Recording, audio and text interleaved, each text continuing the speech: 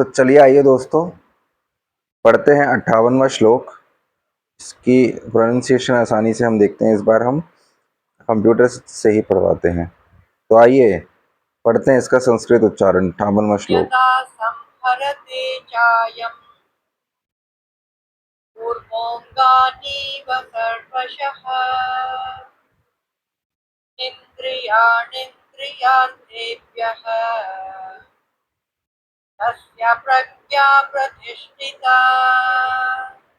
आइए दोस्तों यदा संहरते आइए दोस्तों हम खुद ही इसका उच्चारण करते हैं।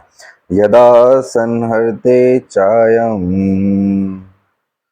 कूर्मो अंगानीव सर्वशः इंद्रियाणीन्द्रियार्थेभ्यः तस्य प्रज्ञा प्रतिष्ठिता।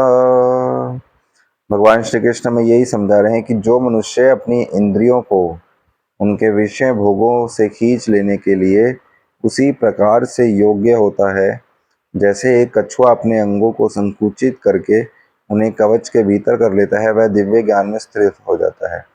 भगवान श्री कृष्ण में यही बता रहे हैं कि जो दिव्य ज्ञान में स्थिर है, आपको उसका एक और लक्षण दिखेगा कि वो इंद्रियों को, जैसे आपकी जीभ है, जैसे आपकी आंखें हैं, जैसे आपका स्पर्श है, जैसे आपकी जीभ है, जैसे आपके कान हैं, जितने भी ये इंद्रियों के भोग हैं जिनसे आप सुख की अनुभूति करना चाहते हैं, तो उनसे जो कि आत्मा के लेवल पे पहुंच चुका है, आत्मा में ही स्थिर रह के जीता है, तो उसके साथ आप एक बहुत बड़ी जो लक्षण आपको दिखेगा वो है कि उसको इतना आनंद अपने मिलने लगा है अपने अपने आत्मा में, अपने अवेयरनेस में, अपने ध्यान से, कि वो जितने भी इंद्रिय हैं उनको उनके विषयों से खींच लेता है, क्योंकि अब उसको अपना सोर्स मिल चुका है।